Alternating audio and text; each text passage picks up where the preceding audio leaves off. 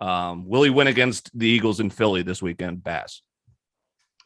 Nah, dude, I kind of like the Eagles here. Honestly, I wouldn't even mind laying the points. I would just take the money line here. Yes. It's in Philadelphia. The Niners looked crisp in the first half of the game, but they just seemed to fall apart there towards the second half. In the second half, to Crazy. Jared Goff. So that defense didn't really look that scary.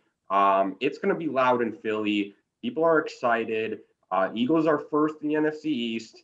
We're taking it this year. Honestly, Eagles right now to win the NFC East plus 350. I was looking this afternoon. Not too shabby. I mean, your win total might beat your head coach's IQ by the end of things.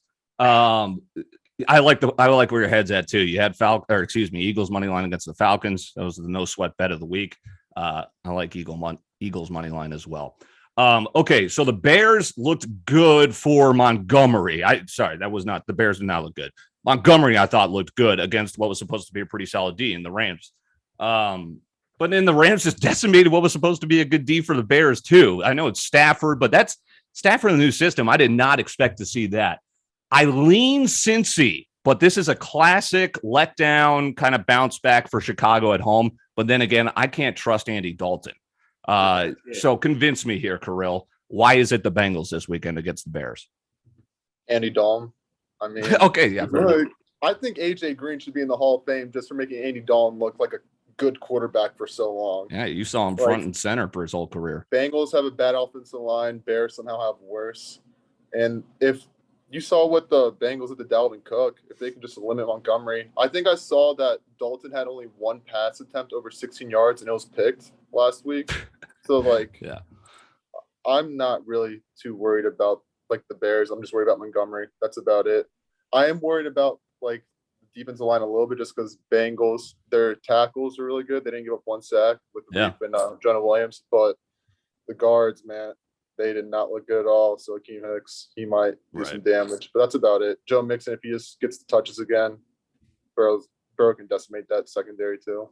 Yeah, because Darrell Henderson had a decent game on the ground for the Rams as well against the Bears. So certainly looking at that. That might be a money line I look to because it's 2.5 the spread right now. And I think it's either the Bears at home by a field goal as time expires or the Bengals are going to upset them. But that's my just my thoughts there. All right, upset coming week 2 for your Vikes tie.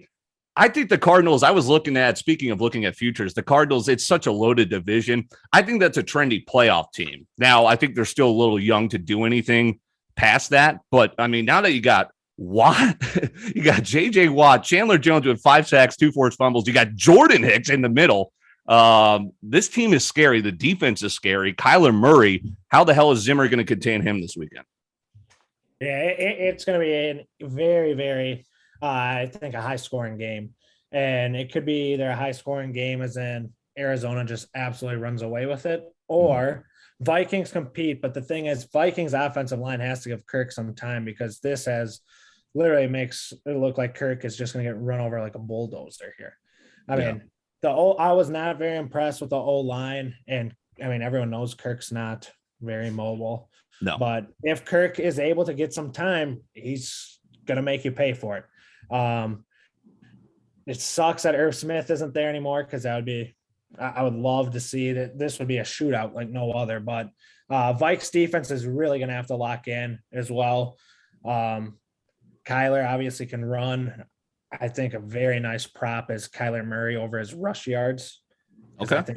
I think he's just going to have a field day because the Vikes, they don't blitz too much and they aren't the best in the spy. I don't think so.